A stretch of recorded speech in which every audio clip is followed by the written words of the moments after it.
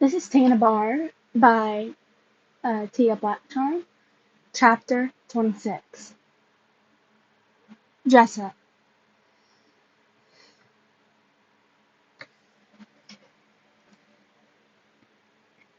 It's the sound of knives that filled the bar until the others came out of their room, each of them seemingly dressed up to go out. Shigaraki even has all his hands on. Izuku threw one last knife at the target, a photo of Endeavor's face that Daki had put oh wait that Dobby put up there for him, before stopping and looking at them. "Where are y'all going? Where are you guys going?" he asked, even though he had a general idea, of course. They had things to do. It wouldn't have been the first time, but now Zuko felt a bit sad seeing them ready to go once again. He also felt a bit bad for one of the for the one who had to stay with him. What if they didn't have to stay with them? What I gotta run some errands, little did. Um, Spinners interrupted the unpleasant line of thought. Without waiting long to see if, um, Without waiting long enough to think about what he was about to ask, he responded, "Can I come?" Izuku might have laughed at the reaction if he didn't feel some slight panic starting to creep up his throat. A few of them looked amused. Compress, Dobby, and Magnate, ones who looked excited. No, one of them looked excited, Toga. Meanwhile, Shigaraki and Spinner looked confused at the question, while Twice mumbled, "Ah, he decided to become a villain then, huh? Just to remind you, we aren't exactly a law-abiding citizens on our outings, Princess," Dobby said as Izuku wasn't perfectly aware. "Oh, come on," Toga said. "We just talking to some people today. Izuku could, could come for this, he couldn't he?" She looked back at Izuku. "Are you okay with just talking stuff, right, Izuku?" Izuku nodded his head.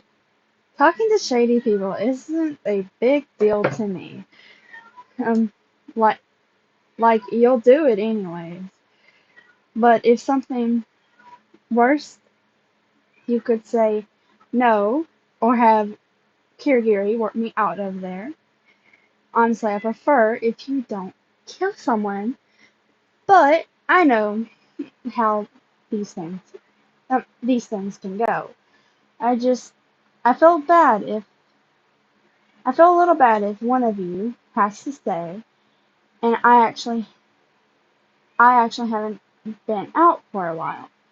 Izuku explained, although he knew it was wise to not go out with villains who were most definitely going to talk to people who were criminals and just generally people he was supposed to put in jail in the future.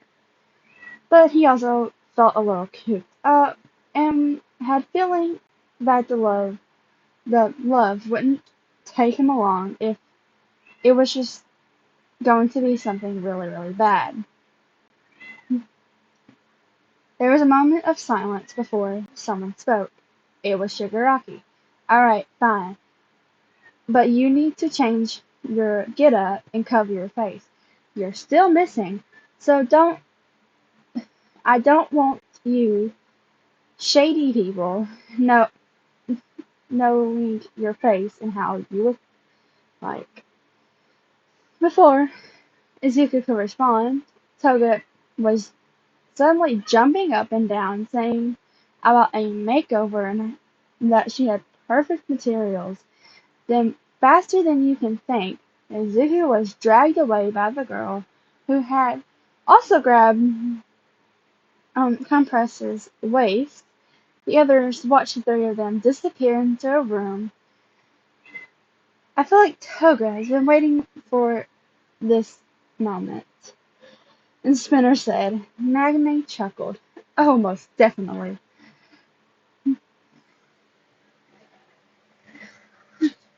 When they came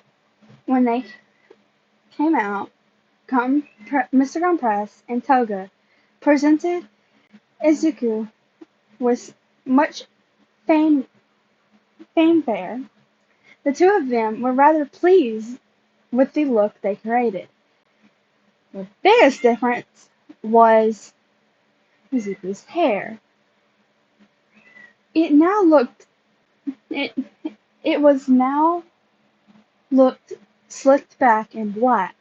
Apparently, Toga had a large array of hair products and was more than happy to use them on Izuku, who also changed Izuku's fairly recognizable green head of hair was priority to avoid reports. He had dark blue slacks with a slightly lighter shade of blue button-up shirt with white polka dots. Coming from the slacks were brown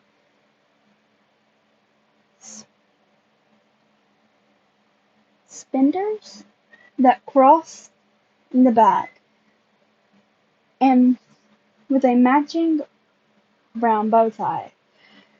Overall, Izuku was wearing something he had never worn before and probably would have never worn it outside not for outside forces.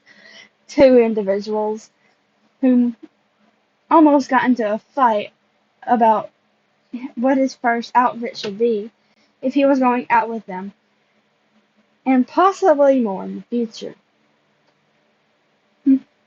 The most notable was the mask on Izuku's face. It was all white except for two black dots, where eyes would be, and a thin line in the middle that seemed to be broken into two.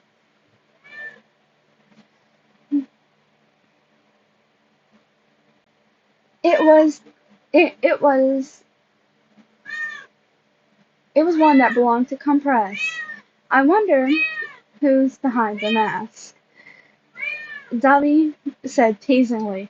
Oh yes, quite a mystery indeed, Mr. Compress replied with obvious enthusiasm. But for now, I will refer to him as my little assistant. While the others smiled and chuckled, the little assistant brought a hand with black gloves to lift the mask to reveal a slightly embarrassed, freckled face. Mr. Compress, are you sure it's okay if I use this mask? I know they mean a lot to you. Mr. Compress was quick to settle a reassuring hand on his arm. Why, of course. Who better to wear it than someone who appreciates them as much as I do? None of these heathens, he pointed to the other members of the Love, has ever been so wonderful kind to them like you have. So it's only fitting. With that, Mr. Compress eased the mask down to cover Izuku's face, that had turned red from the compliment.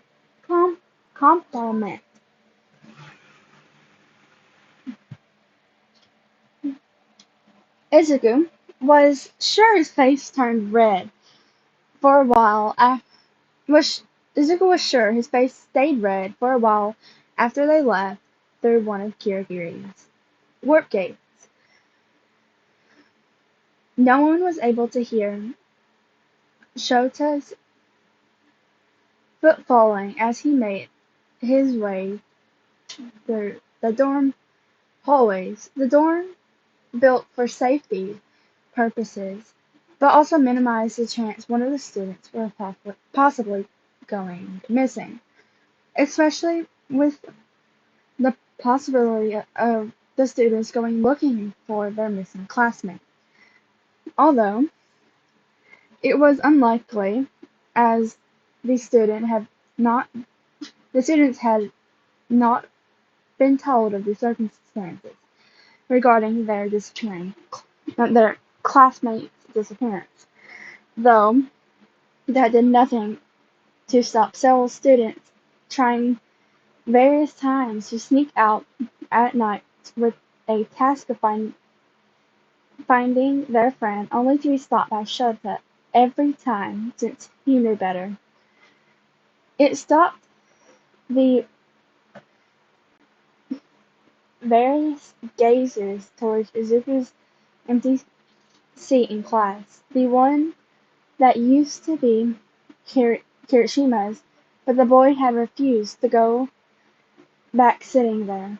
It didn't stop the somber mood there was whenever the topic of um, quirk analyst came up, and they did not hear the over-present comfort mumbling that followed Izuku around like a warm blanket. They missed him. Shoto looked at his phone and went to his contacts. He looked over the contact name Izuku. He had recently found something concerning about Izuku. Nezu had told him about the boy being quirkless until the exam, and Nezu had apologized for not telling him before, something he rarely did. It had made Shota angry and disappointed that uh, he was never told, and part of the student's file with Izuku's quirk information was inaccurate, because when Shota looked there was no information telling him that his student would have been quirkless all his life until not so long ago. He wanted to be angry at Nezu, but there was something about how the principal said it, he looked, how he looked that made him feel like Nezu didn't have complete control over the information being shared. Shota was sure that there was more to it, but he didn't push. He just hoped that eventually he'd know that the information he could be shared with him. Secrets could be good to keep, but too much can bear such weight. From what Shota saw, Izuku already struggled. He's been struggling for a long time. It made him wish that they could already find Izuku, but there was no locations of which to lead. Having someone with a warp gate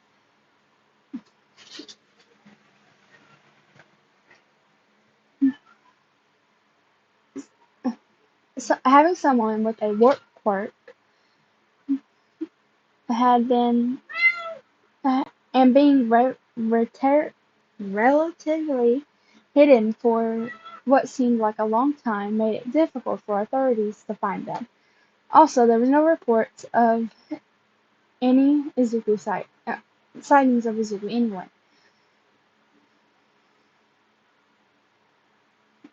He had talked more with Nezu about how Izuku was certainly not a traitor, even though more people was certainly suggesting it.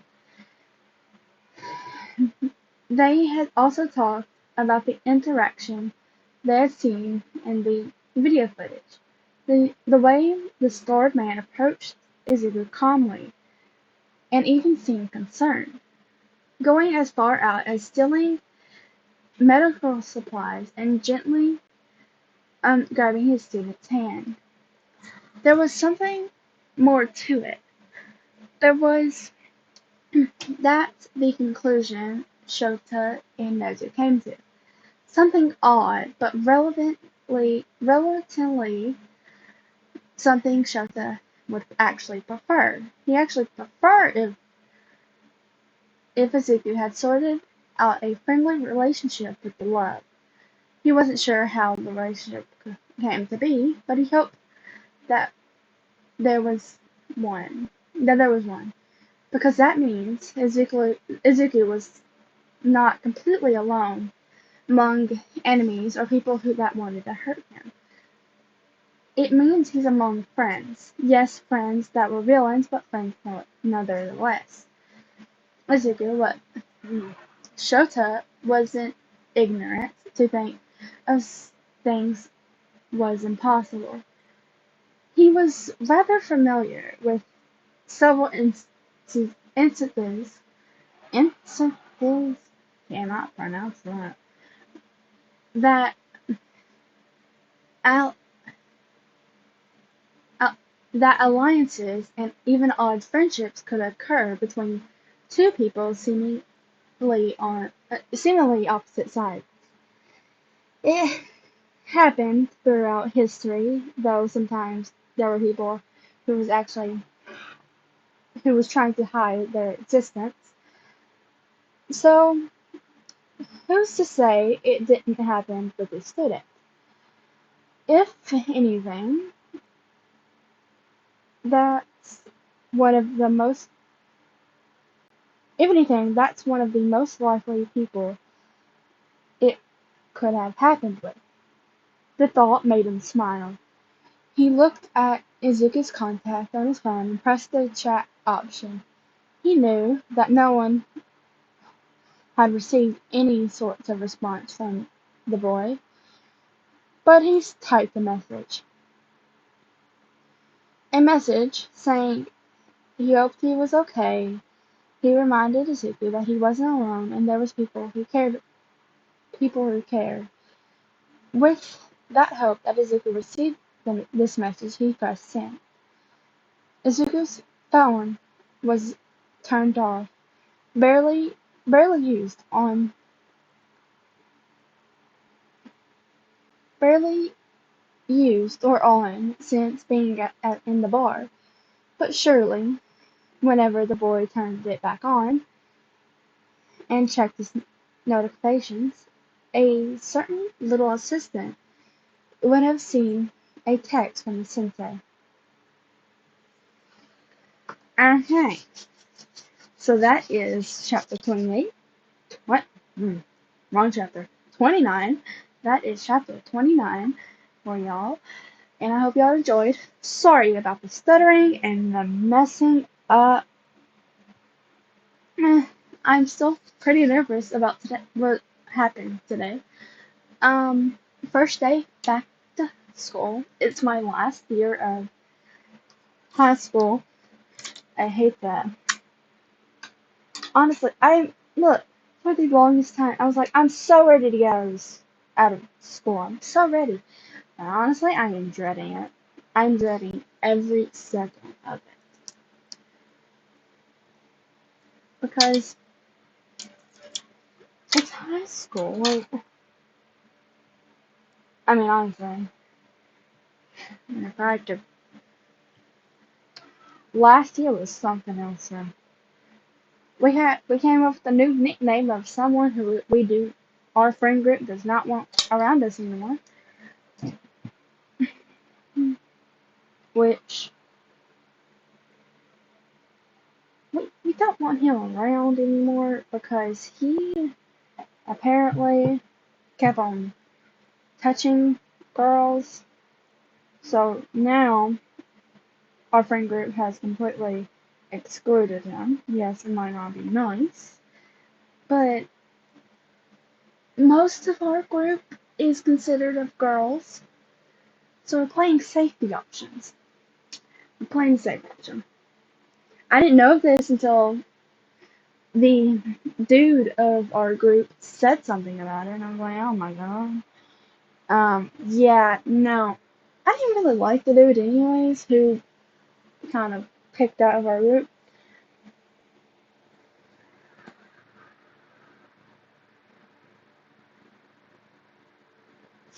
I was like, it's not just one girl. It was several different ones. And we're pretty one of my friends was pretty sure he done it to her, but she thought it might have been an accident. And, but, mm, I can't.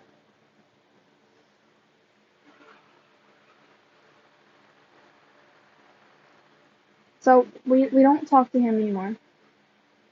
That's a whole story. And, mm, I don't know how detailed I can go through this. I don't want to go into graphic detail. Uh, apparently, he would. Yeah, we're trying to say touch girls inappropriately. We're trying to say that. But he did that to several ones.